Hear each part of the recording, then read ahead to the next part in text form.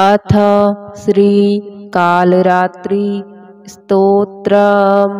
एकवेणी जपाकर्ण पूरा नग्नाखरा स्थिता लंबोष्ठीकर्णिकाकर्णी तैलाभ्यक्त शरीरिणी वामपादोल्लसल्लोह लताकंटकभूषणा वर्धनमूर्धध्वजा कृष्णा कालरात्रिर्भयंकरी या देवी सर्वभूतेषु मां कालरात्रिरूपेण संस्थिता नमस्तस्यै नमस्तस्यै नमस्तस्यै नमो नमः। करालवन्दना घोरां मुक्तकेशी चतुर्भुजां कालरात्रिं करालिङ्कादिव्यां विद्युत्माला विभूषितां दिव्यं लौहवज्रखड्ग वामोघोर्ध्वकराम्बुजाम् अभयं वरदां चैव दक्षिणोद्वाघः पार्णिकां मम महामेघप्रभां श्यामां तथा चैव गर्दभारूढा घोरदंशकरालास्यां पीनोन्नतपयोधरां सुखप्रसन्नवदना स्मेरान्नसरोरुहाम् एवं सचियन्तयेत्कालरात्रिं सर्वकाम समृद्धिदां। ह्रीं कालरात्रि श्रीं कराली च क्लीं कल्याणी कलावती कालमाता कलिदर्पघ्नी कमदीशकुपान्विता कामबीजजपान्दा कमबीजस्वरूपिणी कुमतिघ्नी कुलीनर्ति नासिनी कुलकामिनी क्लीं ह्रीं श्रीं मन्त्रवर्णेन कालकंटकघातिनी कृपामयी कृपाधारा कृपापारा कृपागमा। ॐ क्लीं मे हृदयं पातु पादौ श्रीकालरात्रि ललाटे सततं पातु तुष्टग्रहनिवारिणी रसनां पातु कौमारी भैरवी चक्षुषोर्भम कटौ पृष्ठे महेशानी कर्णो शङ्करभामिनी वर्जितानि तु स्थानाभि यानि च कवचेन हि तानि सर्वाणि मे देवी सततं पातु स्तम्भिनी। एकवेणी जपाकर्ण पूरा नग्नाखरा स्थिता लंबोष्ठीकर्णिकाकर्णी तैलाभ्यक्त शरीरिणी वामपादोल्लसल्लोह लताकंटकभूषणा वर्धनमूर्धध्वजा कृष्णा कालरात्रिर्भयंकरी या देवी सर्वभूतेषु मां कालरात्रिरूपेण संस्थिता नमस्तस्यै नमस्तस्यै नमस्तस्यै नमो नमः। करालवन्दना घोरां मुक्तकेशी चतुर्भुजां कालरात्रिं करालिङ्कादिव्यां विद्युत्माला विभूषितां दिव्यं लौहवज्रखड्ग वामोघोर्ध्वकराम्बुजाम् अभयं वरदां चैव दक्षिणोद्वाघः पार्णिकां मम महामेघप्रभां श्यामां तथा चैव गर्दभारूढा घोरदंशकरालास्यां पीनोन्नतपयोधरां सुखप्रसन्नवदना स्मेरान्नसरोरुहाम् एवं सचियन्तयेत्कालरात्रिं सर्वकाम समृद्धिदां। ह्रीं कालरात्रि श्रीं कराली च क्लीं कल्याणी कलावती कालमाता कलिदर्पघ्नी कमदीशकुपान्विता कामबीजजपान्दा कमबीजस्वरूपिणी कुमतिघ्नी कुलीनर्ति नासिनी कुलकामिनी क्लीं ह्रीं श्रीं मन्त्रवर्णेन कालकंटकघातिनी कृपामयी कृपाधारा कृपापारा कृपागमा। ॐ क्लीं मे हृदयं पातु पादौ श्रीकालरात्रि ललाटे सततं पातु तुष्टग्रहनिवारिणी रसनां पातु कौमारी भैरवी चक्षुषोर्भम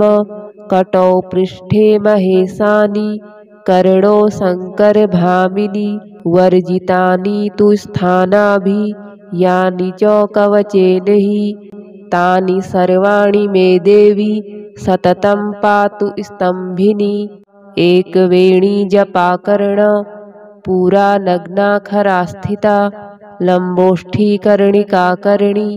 तैलाभ्यक्तशरीरिणी वामपादोल्लसल्लोह लताकण्टकभूषणा वर्धनमूर्धध्वजा कृष्णा कालरात्रिर्भयङ्करी। या देवी सर्वभूतेषु मा कालरात्रिरूपेण संस्थिता नमस्तस्यै नमस्तस्यै नमस्तस्यै नमो नमः। करालवन्दना घोरां मुक्तकेशी चतुर्भुजां कालरात्रिं करालिङ्का दिव्यां विद्युत्माला विभूषितां दिव्यं लौहवज्रखड्ग वामोघोर्ध्वकराम्बुजाम् अभयं वरदां चैव दक्षिणोद्वाघः पार्णिकां मम महामेघप्रभां श्यामां तथा चैव गर्दभारूढा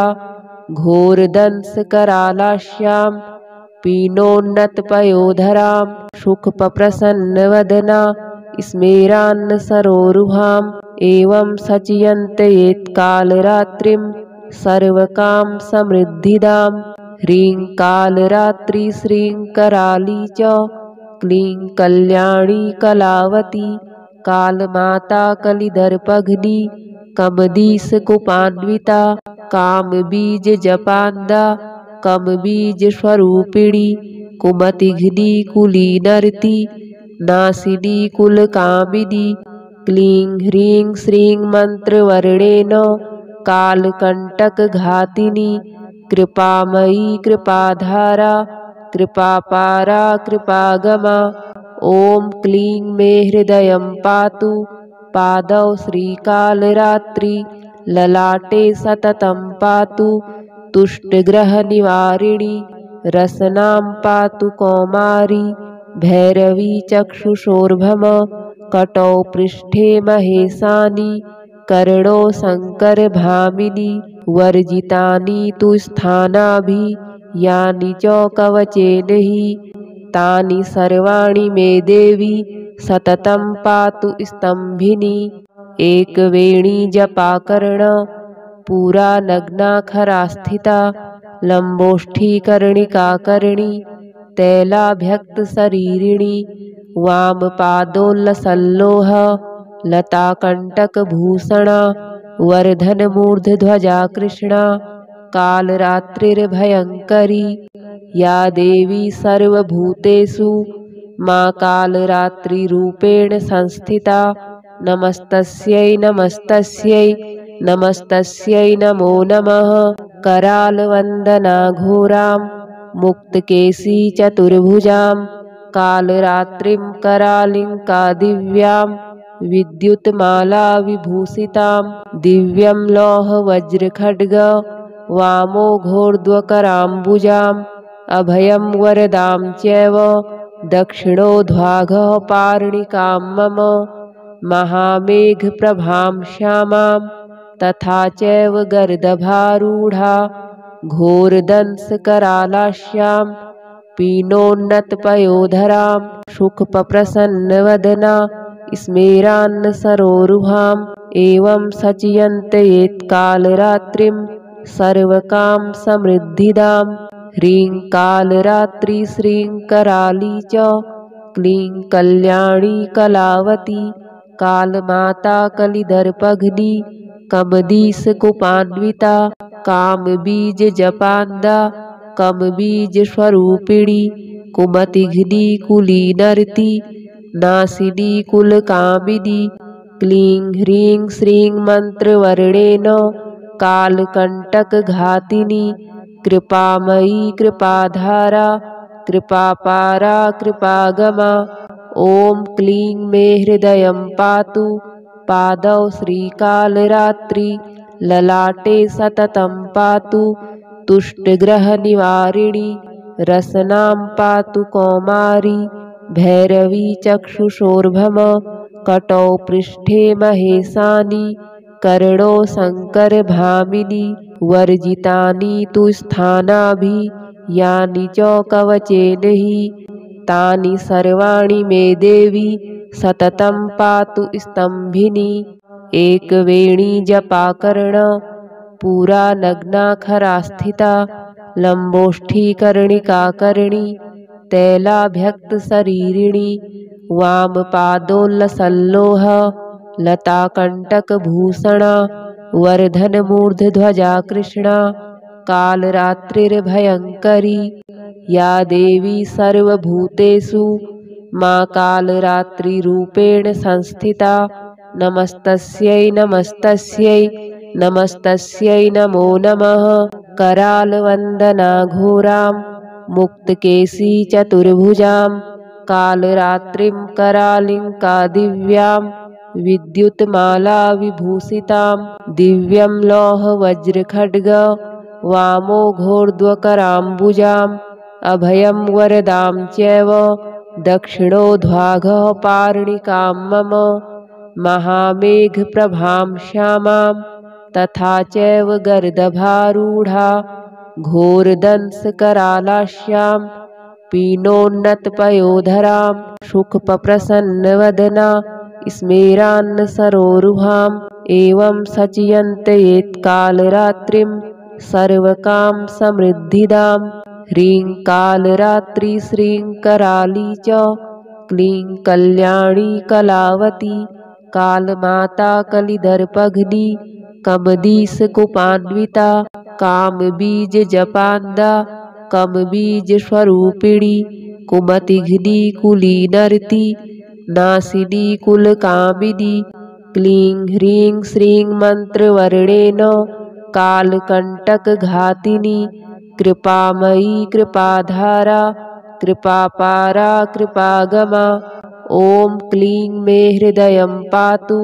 पादौ श्रीकालरात्रि ललाटे सततं पातु तुष्टग्रहनिवारिणी रसनां पातु कौमारी भैरवी चक्षुषोर्भम कटौ पृष्ठे महेशानि कर्णो शङ्करभामिनी वर्जितानि तु स्थानाभि यानि च कवचेन हि तानि सर्वाणि मे देवी सततं पातु स्तम्भिनी एकवेणी जपाकर्ण पुरा नग्नाखरा स्थिता लम्बोष्ठीकर्णिकाकर्णी तैलाभ्यक्तशरीरिणी वामपादोल्लसल्लोह लताकण्टकभूषणा वर्धनमूर्धध्वजा कृष्णा कालरात्रिर्भयङ्करी या देवी सर्वभूतेषु मा कालरात्रिरूपेण संस्थिता नमस्तस्यै नमस्तस्यै नमस्तस्यै नमो नमः करालवन्दना घोरां मुक्तकेशी चतुर्भुजां कालरात्रिं करालिङ्का दिव्यां विद्युत्माला विभूषितां दिव्यं लौहवज्रखड्ग वामोघोर्ध्वकराम्बुजाम् अभयं वरदां चैव दक्षिणोद्वाघः पार्णिकां मम महामेघप्रभां श्यामां तथा चैव गर्दभारूढा घोरदंशकरालास्यां पीनोन्नतपयोधरां सुखप्रसन्नवदना स्मेरान्नसरोरुहाम् एवं सचयन्तयेत्कालरात्रिं सर्वकाम समृद्धिदां ह्रीं कालरात्रि श्रीं कराली च क्लीं कल्याणी कलावती कालमाता कलिदर्पघ्नी कमदीशकुपान्विता कामबीजजपान्दा कमबीजस्वरूपिणी कुमतिघ्नी कुलीनर्ति नासिनी कुलकामिनी क्लीं ह्रीं श्रीं मन्त्रवर्णेन कालकण्टकघातिनी कृपामयी कृपाधारा कृपापारा कृपागमा ॐ क्लीं मे हृदयं पातु पादौ श्रीकालरात्रि ललाटे सततं पातु तुष्टग्रहनिवारिणी रसनां पातु कौमारी भैरवी चक्षुषोर्भम कटौ पृष्ठे महेशानि कर्णो शङ्करभामिनि वर्जितानि तु स्थानाभि यानि च कवचेन हि तानि सर्वाणि मे देवी सततं पातु स्तम्भिनी एकवेणी जपाकर्ण पुरा नग्नाखरा स्थिता लम्बोष्ठीकर्णिकाकर्णी तैलाभ्यक्तशरीरिणी वामपादोल्लसल्लोह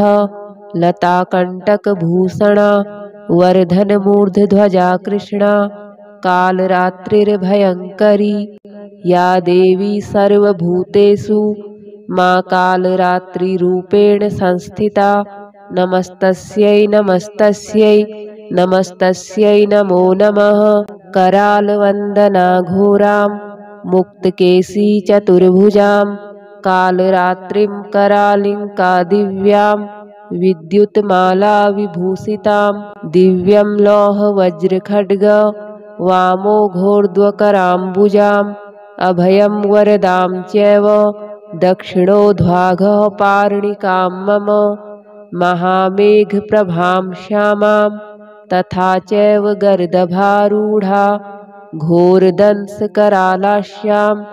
पीनोन्नतपयोधरां शुकप्रसन्नवदना स्मेरान्नसरोरुहाम् एवं सचियन्तयेत्कालरात्रिं सर्वकाम समृद्धिदां ह्रीं कालरात्रि श्रीं कराली च क्लीं कल्याणी कलावती कालमाता कलिदर्पघ्नी कमदीशकुपान्विता कामबीजजपान्दा कमबीजस्वरूपिणी कुमतिघ्नी कुलीनर्ति नासिनी कुलकामिनी क्लीं ह्रीं श्रीं मन्त्रवर्णेन कालकण्टकघातिनी कृपामयी कृपाधारा कृपापारा कृपागमा ॐ क्लीं मे हृदयं पातु पादौ श्रीकालरात्रि ललाटे सततं पातु तुष्टग्रहनिवारिणी रसनां पातु कौमारी भैरवी चक्षुषोर्भम कटौ पृष्ठे महेशानि कर्णो शङ्करभामिनि वर्जितानि तु स्थानाभि यानि च कवचेन हि तानि सर्वाणि मे देवी सततं पातु स्तम्भिनी एकवेणी जपाकर्ण पुरा नग्नाखरा स्थिता लम्बोष्ठीकर्णिकाकर्णी तैलाभ्यक्तशरीरिणी वामपादोल्लसल्लोह लताकण्टकभूषणा वर्धनमूर्धध्वजा कृष्णा कालरात्रिर्भयङ्करी या देवी सर्वभूतेषु मा कालरात्रिरूपेण संस्थिता नमस्तस्यै नमस्तस्यै नमस्तस्यै नमो नमः करालवन्दना घोरां मुक्तकेशी चतुर्भुजां कालरात्रिं करालिङ्का दिव्यां विद्युत्माला विभूषितां दिव्यं लौहवज्रखड्ग वामोघोर्ध्वकराम्बुजाम् अभयं वरदां चैव दक्षिणोद्वाघः पार्णिकां मम महामेघप्रभां श्यामां तथा चैव गर्दभारूढा घोरदंशकरालास्यां पीनोन्नतपयोधरां शुकप्रसन्नवदना स्मेरान्नसरोरुहाम् एवं सचियन्तयेत्कालरात्रिं सर्वकाम समृद्धिदां ह्रीं कालरात्रि श्रीं कराली च क्लीं कल्याणी कलावती कालमाता कलिदर्पघ्नी कमदीशकुपान्विता कामबीजजपान्दा कमबीजस्वरूपिणी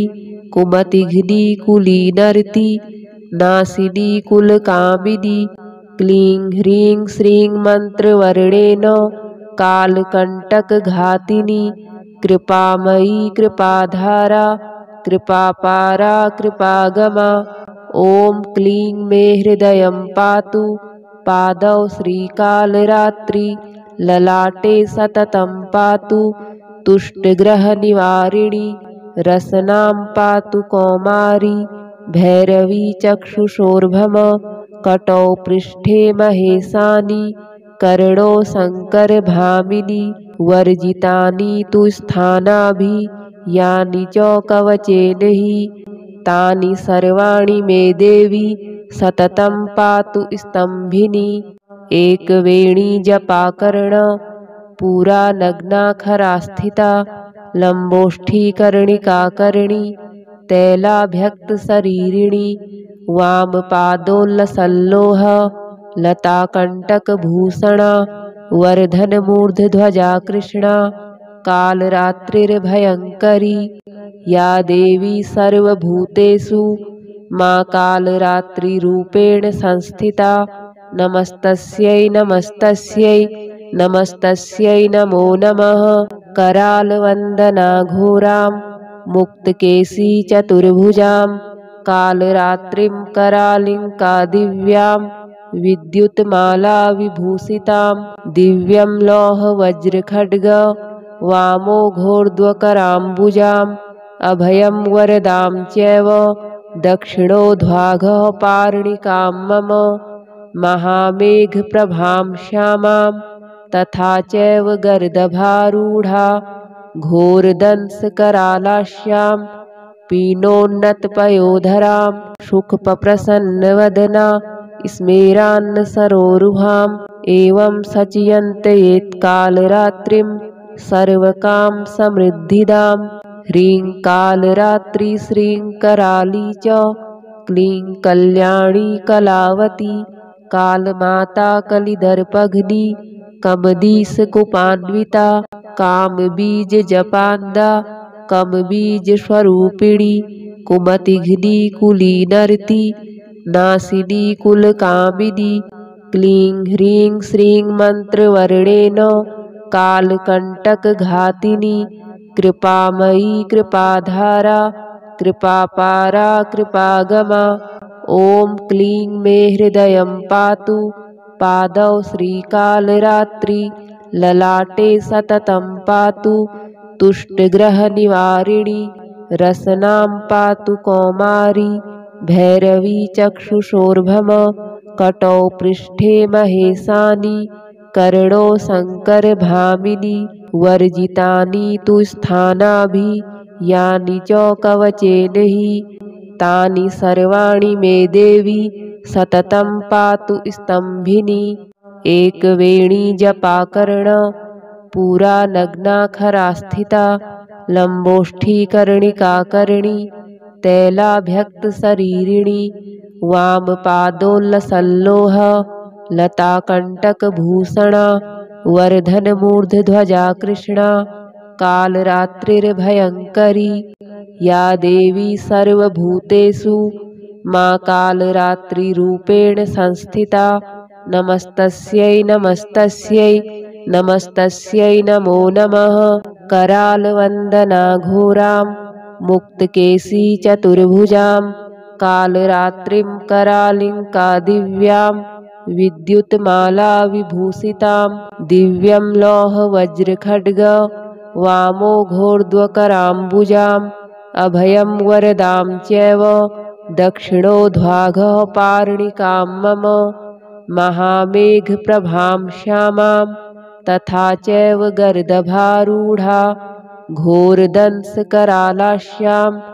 पीनोन्नतपयोधरां शुकप्रसन्नवदना स्मेरान्नसरोरुहाम् एवं सचियन्तयेत्कालरात्रिं सर्वकाम समृद्धिदां ह्रीं कालरात्रि श्रीं कराली च क्लीं कल्याणी कलावती कालमाता कलिदर्पघ्नी कमदीशकुपान्विता कामबीजजपान्दा कमबीजस्वरूपिणी कुमतिघ्नी कुलीनर्ति नासिनी कुलकामिनी क्लीं ह्रीं श्रीं मन्त्रवर्णेन कालकण्टकघातिनी कृपामयी कृपाधारा कृपापारा कृपागमा ॐ क्लीं मे हृदयं पातु पादौ श्रीकालरात्रि ललाटे सततं पातु तुष्टग्रहनिवारिणी रसनां पातु कौमारी भैरवी चक्षुषोर्भम कटौ पृष्ठे महेशानि कर्णो शङ्करभामिनी वर्जितानि तु स्थानाभि यानि च कवचेन हि तानि सर्वाणि मे देवी सततं पातु स्तम्भिनी एकवेणी जपाकर्ण पुरा नग्नाखरा स्थिता लम्बोष्ठीकर्णिकाकर्णी तैलाभ्यक्तशरीरिणी वामपादोल्लसल्लोह लताकण्टकभूषणा वर्धनमूर्धध्वजा कृष्णा कालरात्रिर्भयङ्करी या देवी सर्वभूतेषु मा कालरात्रिरूपेण संस्थिता नमस्तस्यै नमस्तस्यै नमस्तस्यै नमो नमः करालवन्दना घोरां मुक्तकेशी चतुर्भुजां कालरात्रिं करालिङ्कादिव्यां विद्युत्माला विभूषितां दिव्यं लौहवज्रखड्ग वामो घोर्ध्वकराम्बुजाम् अभयं वरदां चैव दक्षिणोध्वाघः पार्णिकां मम महामेघप्रभां श्यामां तथा चैव गर्दभारूढा घोरदंशकरालास्यां पीनोन्नतपयोधरां सुखप्रसन्नवदना स्मेरान्नसरोरुहाम् एवं सचयन्तयेत्कालरात्रिं सर्वकाम समृद्धिदां ह्रीं कालरात्रि श्रीं कराली च क्लीं कल्याणी कलावती कालमाता कलिदर्पघ्नी कमदीशकुपान्विता कामबीजजपान्दा कमबीजस्वरूपिणी कुमतिघ्नी कुलीनर्ति नासिनी कुलकामिनी क्लीं ह्रीं श्रीं मन्त्रवर्णेन कालकण्टकघातिनी कृपामयी कृपाधारा कृपापारा कृपागमा ॐ क्लीं मे हृदयं पातु पादौ श्रीकालरात्रि ललाटे सततं पातु तुष्टग्रहनिवारिणी रसनां पातु कौमारी भैरवी चक्षुषोर्भम कटौ पृष्ठे महेशानि कर्णो शङ्करभामिनी वर्जितानि तु स्थानाभि यानि च कवचेन हि तानि सर्वाणि मे देवी सततं पातु स्तम्भिनी।